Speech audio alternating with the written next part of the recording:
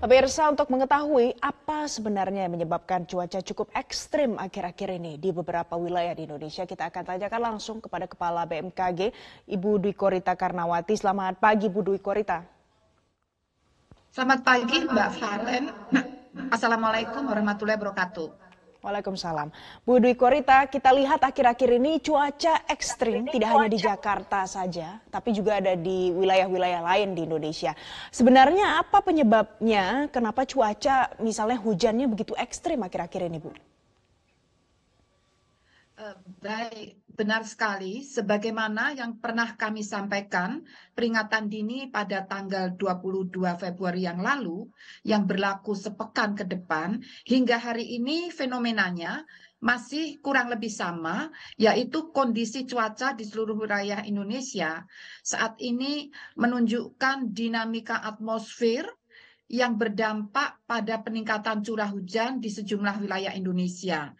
Kondisi tersebut terutama diakibatkan oleh adanya monsun atau aktivitas monsun Asia, yaitu angin yang bertiup dari arah Asia yang masih menguat dan adanya indikasi aktifnya seruakan udara dingin dari Asia serta adanya pusat tekanan rendah di Australia bagian utara dan pola sirkulasi angin yang terbentuk di sekitar wilayah Indonesia yang membentuk daerah pertemuan dan perlambatan kecepatan angin.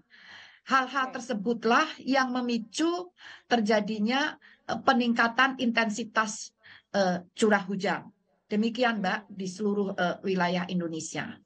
Apakah yang dipicu peningkatannya hanya intensitas curah hujan saja atau kemudian ada yang lain lagi? Karena tadi juga ada yang sempat puting beliung di Banyuwangi, apalagi yang lain? Betul. Betul. Jadi dengan itu tadi peningkatan pembentukan awan-awan hujan, tidak hanya curah hujan, namun disertai juga dengan kilat atau petir dan angin kencang. Seperti itu. Apalagi Oke. tadi ada seruakan udara dingin dan adanya sirkulasi siklonik tersebut. Hmm, Demikian. jadi bencana akhir-akhir ini terjadi karena perubahan monsun ini. Perkiraannya sampai kapan ini terjadi, Bu Dwi Korita? Kami memprediksi kira-kira dalam seminggu ke depan kita masih perlu untuk terus mewaspadai kondisi seperti ini. Kondisi seperti ini. Jadi curah hujan dengan intensitas yang diprediksi melampaui 50 mm per hari, jadi batasan lebat itu 50 mm per hari. Ada beberapa wilayah yang diprediksi melampaui lebat atau melampaui 50 mm per hari hingga sepekan ke depan di berbagai wilayah Indonesia. Misalnya Aceh, Sumatera Barat, Riau, Kepulauan Riau, Bengkulu, Jambi, Sumatera Selatan, Kepulauan Bangka Belitung, Lampung, Banten, Jawa Barat, DKI, Jakarta, Jawa Tengah, Daerah Istimewa Yogyakarta, Jawa Timur, Bali, Nusa Tenggara, Nusa Tenggara Barat, Timur, Kalimantan, hampir seluruh provinsi, juga di Sulawesi Selatan, Sulawesi Utara, Gorontalo, Sulawesi Tengahnya hampir seluruh provinsi, dan juga termasuk Sulawesi Tenggara, Sulawesi Selatan, Maluku, Papua, dan Papua Barat. Demikian. Oke.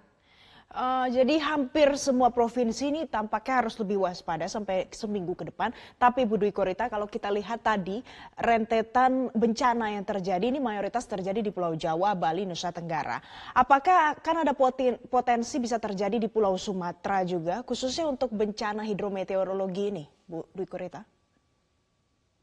Iya, tadi demikian, karena tadi kami sampaikan ya, yang diprediksi dapat terjadi hujan yang melampaui 50 mm per hari, itu tadi sebagian besar provinsi Sumatera, yang artinya inilah potensi terjadinya bencana hidrometeorologi, apalagi di Sumatera ini topografinya ya perbukitan, adanya lereng-lereng gunung, kemudian juga adanya dataran rendah, sehingga potensi banjir, banjir bandang, kemudian longsor atau galodo itu Hmm, kalau di Sumatera Barat ini terjadi juga. Jadi tidak hanya oke. di Jawa, demikian Hmm. Mbak.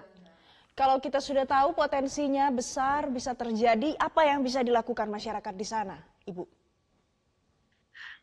Betul sekali. Jadi, sebagaimana yang selalu kami ingatkan, pertama karena ini situasinya sudah memasuki fase potensi yang sangat dekat dengan bencana hidrometeorologi, terus memonitor perkembangan informasi cuaca dari BMKG melalui berbagai media ya, baik mobile apps ataupun website, sosial media, serta juga kenapa harus Hmm. mewaspadai? Agar kita bisa beradaptasi.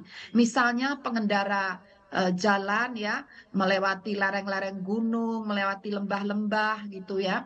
Jadi harus mengatur waktunya. Jadi biasanya kami memberikan peringatan dini selama dimulai 3 jam hingga 30 menit sebelum potensi kejadian. Sehingga Hmm. hindarilah tempat-tempat yang rawan longsor, rawan banjir, kemudian juga angin kencang. Sehingga kalau ada tegakan-tegakan yang rapuh, ranting-ranting pohon yang rapuh, silakan atau harus segera di trimming, dipangkas, jangan sampai merobohi masyarakat atau penduduk sekitar, dan juga jaga lingkungan. Jangan Hmm. membiasakan terus membuang sampah ini karena saluran-saluran tata air harus benar-benar disiapkan Baik. untuk Hmm. mampu menampung banjir atau air yang berlebihan. Demikian. Hmm. Bu Dwi Korita, bagian dari mitigasi bencana. Sejauh ini bagaimana koordinasi yang dilakukan BMKG dengan BPBD terkait?